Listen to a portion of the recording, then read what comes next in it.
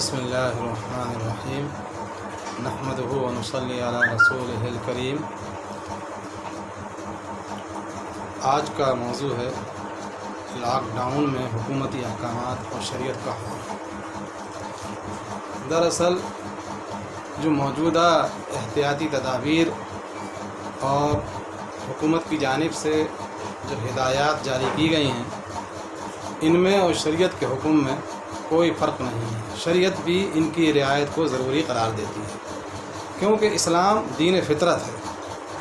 اسلام خود حکم دیتا ہے کہ اپنی صحت کی حفاظت کرو اور دوسروں کو ہلاکت میں اپنی وجہ سے نہ ڈالو، نہ اپنے آپ کو ہلاکت میں ڈالو اور نہ دوسروں کو ہلاکت میں ڈالو۔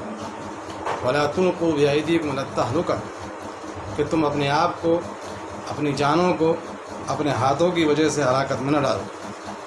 آج سے 1400 سال پہلے نبی اکرم صلی اللہ علیہ وسلم نے وبائی امراض اور طاعون کے سلسلے میں یہ خود فرمایا تھا کہ جہاں کہیں بھی طاعون پھیل جائے تو وہاں پر نہیں جانا چاہیے اور نہ وہاں کے لوگوں کو دوسری جگہ پر جانا چاہیے، بلکہ ان کو وہیں رہنا چاہیے۔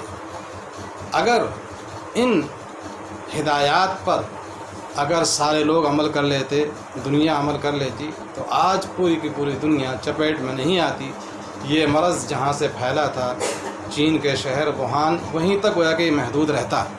لیکن افسوس کہ ہمارے نبی کریم صلی اللہ علیہ وسلم نے جو طاعون کے سلسلے میں آج سے 1400 سال پہلے ہدایات جاری کی تھیں، ان پر دنیا کے ممالک نے عمل نہیں کیا۔ اس کا نتیجہ یہ ہے کہ ساری جگہ پر یہ مرض جو ہے نا وہ پھیل گیا ہے اور ایک وبا کی شکل اس نے اختیار کر لی ہے۔ بہرحال اسلام یہ کہتا ہے کہ تم اپنی جان کی بھی حفاظت کرو اور اپنی صحت کی بھی حفاظت کرو۔ اسلام یہ بھی کہتا ہے کہ تم اپنی وجہ سے دوسروں کو ایذا نہ پہنچاؤ، تم دوسروں کو ایذا پہنچانے سے بچو۔ ایذا کا پہنچانا دوسروں کو اسلام کے اندر حرام ہے۔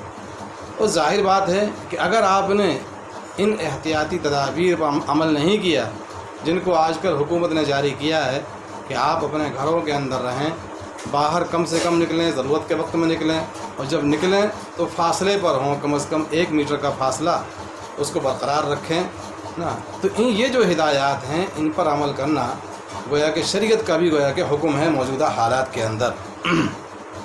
اور اگر آپ نے اگر بد احتیاطی کی تو پھر اس میں آپ بھی اس کی چپیٹ میں آ سکتے ہیں، آپ اس مرض کے شکار ہو سکتے ہیں، اور نہ صرف آپ بلکہ آپ کے گھر والے بھی آپ کی وجہ سے مصیبت اور پریشانی کے اندر پڑ سکتے ہیں، اور اس کے علاوہ جو دوسرے لوگ ہیں وہ بھی اس سے گویا کہ متاثر ہو سکتے ہیں، اور یہ جو کچھ ہوگا گویا کہ وہ آپ کی وجہ سے ہوا۔ لہٰذا آپ ایسے موقع پر ڈبل مجرم ہوں گے، اپنی جان کو ہلاکت میں ڈالنے کی وجہ سے بھی اور دوسروں کی جان کو بھی ہلاکت میں ڈالنے کی وجہ سے اور دوسروں کو ایذا پہنچانے کی وجہ سے آپ ڈبل مجرم ہوں گے، ڈبل گنہگار ہوں گے نا۔ مقاصد شریعت میں سے یعنی اسلام نے جن چیزوں کو کا بنیادی طور پر حکم دیا ہے اور جو شریعت کے جو مقصود ہے، 5 چیزیں ذکر فرمائی ہیں۔ ایک ہے حفظ دین، یعنی دین کی حفاظت کرنا، دین کو محفوظ رکھنا۔ دوسرا جان کی حفاظت کرنا، اپنی جان کی۔ تیسری چیز اپنے مال کی حفاظت کرنا۔ چوتھی چیز اپنی عزت اور آبرو کی حفاظت کرنا، جس کو حفظ عرض کہا جاتا ہے۔ اور 5ویں چیز جو ہے نا وہ حفظ نسل ہے، یعنی اپنی نسلوں کی حفاظت کرنا۔ اسی وجہ سے شریعت نے زنا کو حرام قرار دیا ہے۔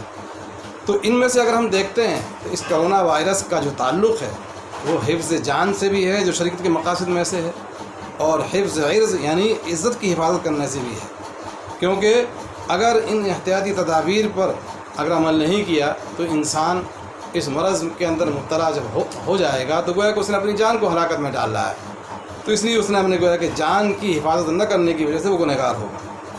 دوسرا یہ ہے کہ اگر وہ متاثر نہیں ہوا بالفرض، لیکن اس نے موجودہ قوانین کی جب خلاف ورزی کی اور اس کی زد میں آنے کی وجہ سے، قانون شکنی کی وجہ سے اس پر آبدہ ایکٹ کے تحت اس پر FIR بھی درج ہو سکتی ہے اور اس کو جیل بھی جانا پڑ سکتا ہے، اور اس کی وجہ سے جو ہے نا گویا کہ اس نے اپنی عزت کو خطرے میں ڈالا، اس نے اپنی گویا کہ عزت کو محفوظ نہیں رکھا۔ اس وجہ سے وہ عزت کی حفاظت میں عزت کی اپنی عزت کی حفاظت کو نہ کر پانے کی وجہ سے، محفوظ نہ کر پانے میں کبھی گویا کہ گنہگار ہوگا، جو کہ مقاصد شریعت میں سے ہے، جس کا شریعت نے حکم دیا ہے کہ انسان اپنے جان کی بھی حفاظت کرے اور اپنی عزت کی بھی حفاظت کرے۔ اس لیے شریعت کا بھی حکم یہاں پر یہی ہے، جو حکومتی جو احکامات ہیں ہے نا، ان پر گویا کہ مکمل ہم کو عمل درآمد کرنا چاہیے، ہم کو قانون شکنی نہیں کرنا چاہیے۔ اسی میں ہمارا بھی فائدہ ہے، ہمارے سماج کا بھی فائدہ ہے، ہمارے گھر والوں کا بھی فائدہ ہے، اور بلکہ ساری دنیا کا فائدہ ہے۔ واللہ اعلم بالصواب۔